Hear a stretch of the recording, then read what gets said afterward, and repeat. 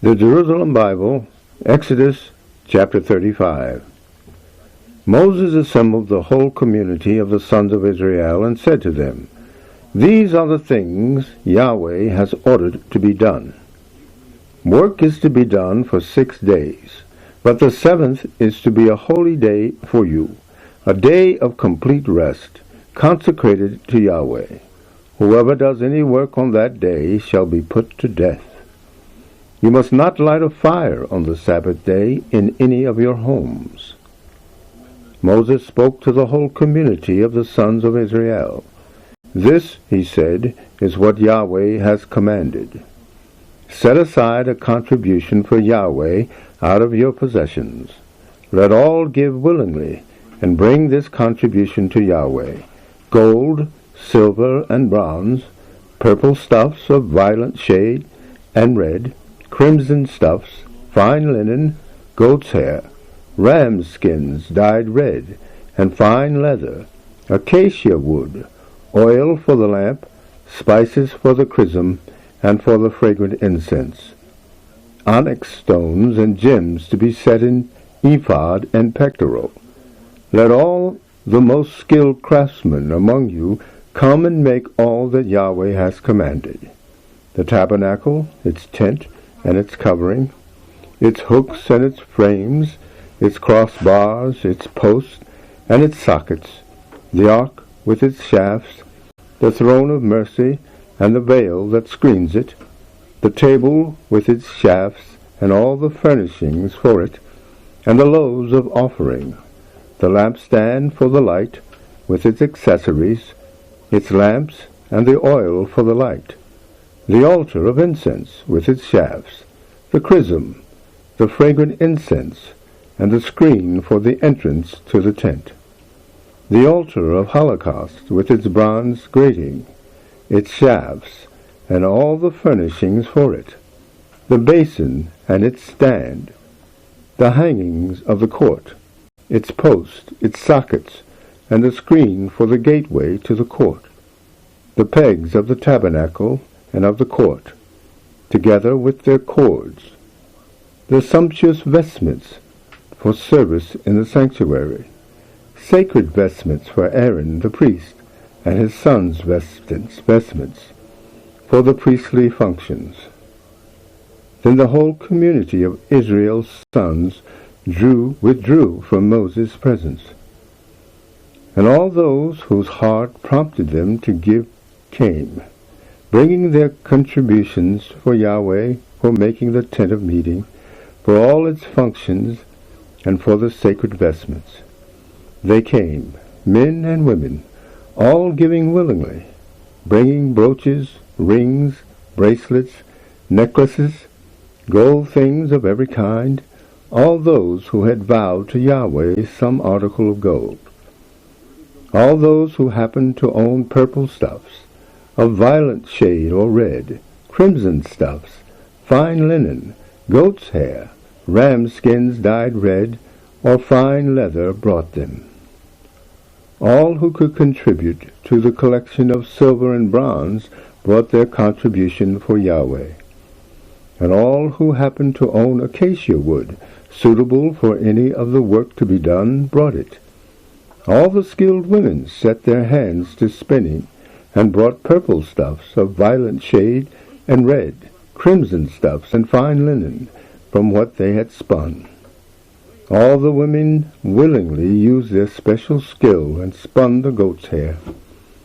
The leaders brought onyx stones and gems to be set in ephod and pectoral, and the spices and oil for the light, for the chrism, and for the fragrant incense.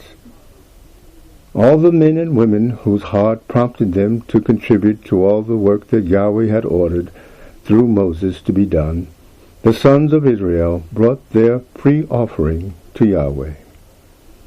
Moses said to the sons of Israel, "See, Yahweh has singled out Bezalel, son of Uri, son of Hur, of the tribe of Judah. He has filled him with the Spirit of God, and endowed him with skill and perception and knowledge for every kind of craft, for the art of designing and working in gold and silver and bronze, for cutting stones to be set, for carving in wood, for every kind of craft. And on him and Oholiab, son of Ahishamach, of the tribe of Dan, he has bestowed the gift of teaching. He has filled them with skill to carry out all the crafts of engraver, damask weaver, embroiderer in purple stuffs, of violet shade and red, in crimson stuffs, and fine linen, or of the common weaver. They are able to do work of all kinds, and to do it with originality. The Jerusalem Bible, Exodus chapter 36. Bezalel and Aholiab and all the skilled craftsmen whom Yahweh had endowed with the skill and perception to carry out all that was required for the building of the sanctuary, did their work exactly as Yahweh had directed. Moses then summoned Bezalel and Oholiab and all the skilled craftsmen whose hearts Yahweh had endowed with skill, all whose heart prompted them to offer to do the work. From Moses they received all that the sons of Israel had brought for contribution for the work of the building of the sanctuary. All these continued each morning to bring their offerings.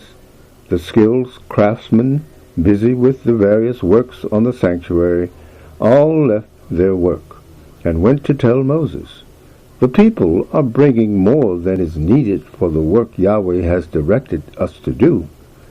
At Moses' command, therefore, this proclamation was made throughout the camp: "Let no one, man or woman, do anything more towards the collection for the sanctuary." For the people were stopped from bringing any more. The material they had was enough, and more than enough, to complete all the work. All the most skilled craftsmen among the workers made the tabernacle. They made it with 10 sheets of fine twined linen, of purple stuffs, violet shade and red, and of crimson stuff, finely brocaded with cherubs. The length of a single sheet was 28 cubits, its width 4 cubits, all the sheets being of the same size. He joined 5 of the sheets together, and the other 5 similarly. He attached loops of violet stuff to the border of the last sheet in one set, and did the same for the border of the last sheet in the other set.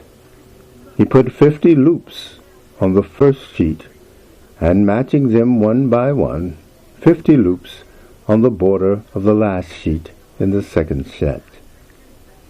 He made 50 gold clasps, and with them drew the sheets together. In this way the tabernacle was unified whole. Next he made sheets of goat's hair to form a tent over the tabernacle. He made 11 of these. The length of a single sheet was 30 cubits, its width 4 cubits. The 11 sheets were all of the same size. He joined 5 of these sheets together into one set, the remaining 6 into another. He attached 50 loops to the border of the last sheet in one set, and 50 loops to the border of the last sheet in the second set. And he made 50 bronze clasps, so as to draw the tent together and make it a unified whole.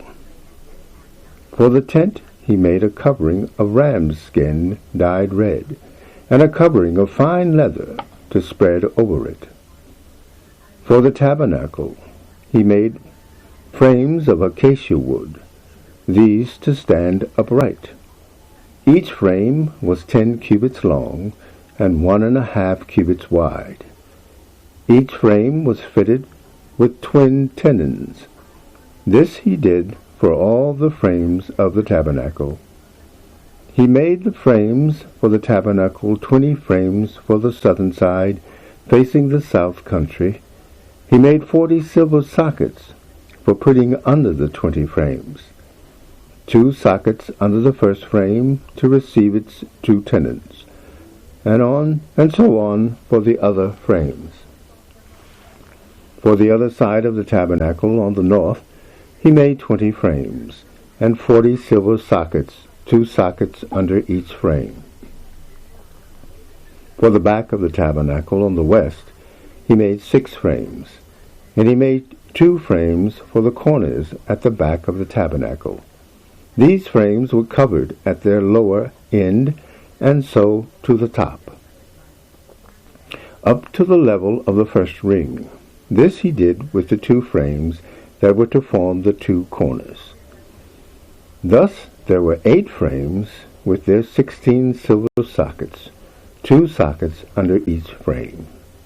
He made crossbars of acacia wood, 5 to hold the frames together that were to form one side of the tabernacle, 5 on the other side to hold the frames that were to form the end of the tabernacle on the west. He made the middle bar, fixed halfway up, to run from one end to the other. He plated the frames with gold, and put gold rings on them to take the crossbars, which he had plaited with gold. He made the veil of purple stuffs, violet shade and red, of crimson stuffs, and of fine linen, skillfully embroidered with cherubs. For hanging this veil he made 4 posts of acacia wood, and plated them with gold, with golden hooks, and he cast 4 silver sockets for them. For the entrance to the tent he made a screen of purple stuffs, violet shade and red, and of crimson stuffs, and fine twined linen, the work of a skilled embroiderer. For the hanging of this he made 5 posts, and their hooks, their capitals and rods he plated with gold. Their 5 sockets were of bronze.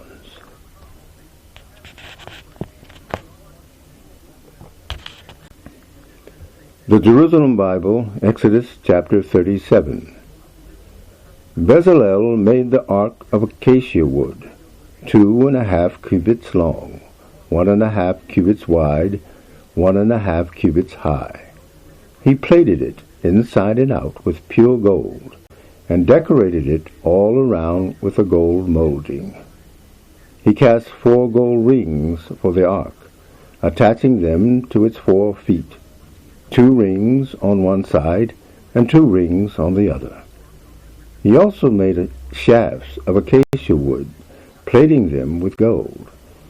And he passed the shafts through the rings on the sides of the ark for carrying it. Also he made of pure gold a throne of mercy, 2.5 cubits long, and on 1.5 cubits wide. For the 2 ends of this throne of mercy he made 2 golden cherubs. He made them of beaten gold, the first cherub for one end, and the second for the other, and fastened them to the 2 ends of the throne of mercy, so that they made one piece with it. The cherubs had their wings spread upwards, so that they overshadowed the throne of mercy. They faced one another, their faces toward the throne of mercy. He made the table of acacia wood, 2 cubits long, 1 cubit wide, and 1.5 cubits high. He plated it with pure gold, and decorated it all round with a gold molding. He fitted it with struts, 1 hand's breadth wide, and decorated these with a golden molding. He cast 4 gold rings for it, and fixed these at the 4 corners where the 4 legs were. The rings lay close to the struts to hold the shafts for carrying the table. He made the shafts of acacia wood, and plated them with gold. These were for carrying the table. He made the furnishings of pure gold for the table, dishes, cups, jars, and libation bowls. He made the lampstand of pure gold, and made the lampstand base and stem of beaten gold. Its cups, calyx, and petals were of one piece with it. 6 branches extended from the sides of it, 3 from one side, 3 from the other. The first branch carried 3 cups shaped like almond blossoms, each with its calyx and petals. The second branch, too, carried 3 cups shaped like almond blossoms, each with its calyx and petals, and similarly all 6 branches extending from the lampstand. The lampstand itself carried 4 cups shaped like almond blossoms, each with its calyx and petals. Thus, 1 calyx under the first 2 branches extending from the lampstand, 1 under the next pair, 1 under the last pair, corresponding to the 6 branches extending from the lampstand.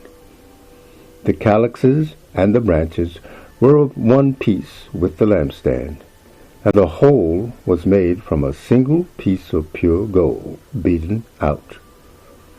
Then he made the lamps for it, 7 of them, and its snuffers and trays of pure gold. He used a talent of pure gold for making the lampstand and all its accessories.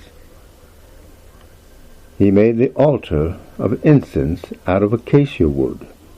It was 1 cubit long and 1 cubit wide, that is to say, square, and 2 cubits high.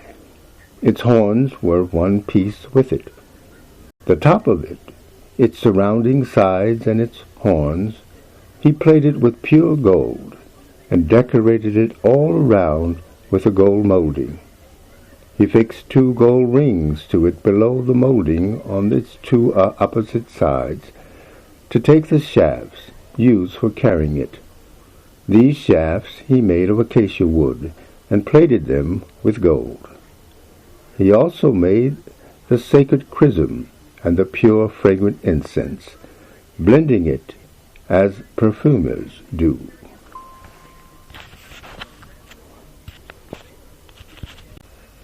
The Jerusalem Bible, 1 Kings 7:13 through 26 and 40 through 50. King Solomon sent for Hiram of Tyre. He was a son of a widow of the tribe of Naphtali, but his father had been a Tyrian, a bronze worker. He was a highly intelligent craftsman, skilled in all types of bronze work. He came to King Solomon and did all this work for him. He cast 2 bronze pillars. The height of one pillar was 18 cubits, and a cord 12 cubits long gave the measurement of its girth.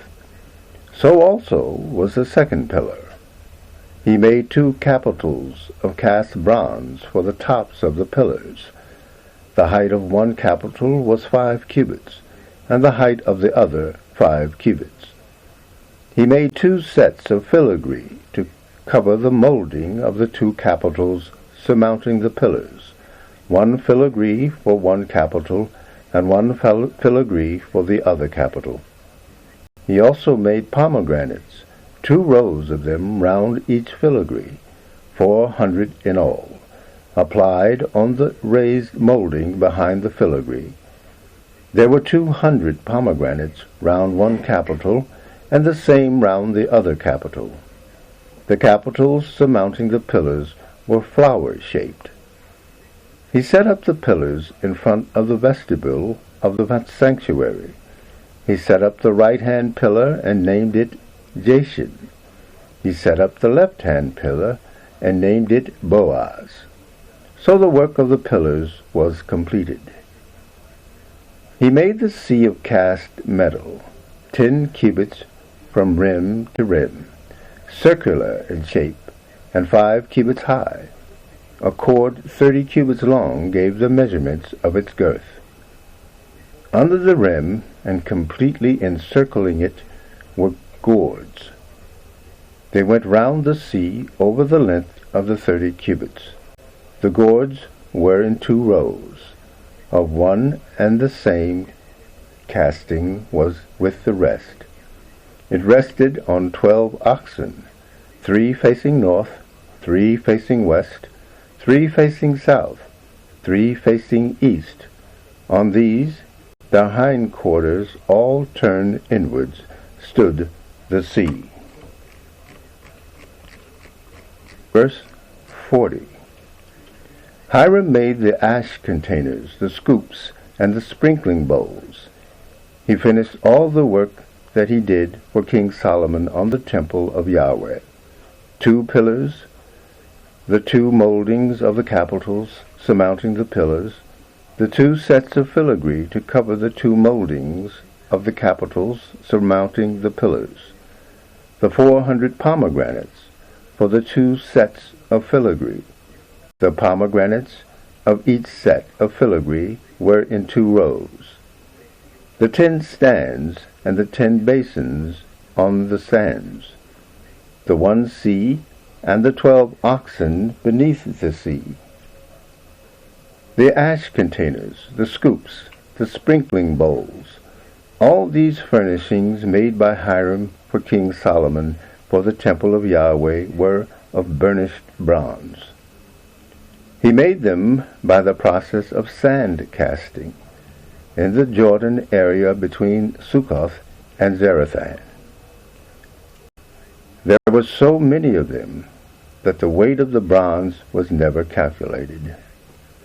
Solomon placed all the furnishings he had made in the temple of Yahweh, the golden altar and the table for the loaves of offering, which were of gold, the lampstands, 5 on the right and 5 on the left in front of the debir, of pure gold, the floral work, the lamps, the extinguishers of gold, the basins, so knives, sprinkling bowls, incense boats, censers of pure gold, the door sockets for the inner shrine, that is the Holy of Holies, and for the hekel of gold. The Jerusalem Bible, 2 Corinthians 9, 6 through 11.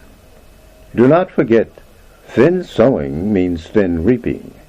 The more you sow, the more you reap. Each one should give what he has decided in his own mind, not grudgingly or because he is made to do, for God loves a cheerful giver. And there is no limit to the blessings which God can send you. He will make sure that you will always have all you need for yourselves in every possible circumstance, and still have something to spare for all sorts of good works. As Scripture says, he was free in almsgiving and gave to the poor. His good deeds will never be forgotten. For one who provides seed for the sower and bread for food will provide you with all the need you want, and make the harvest of your good deeds a larger one. And, made richer in every way, you will be able to do all the generous things which, through us, are the cause of thanksgiving to God.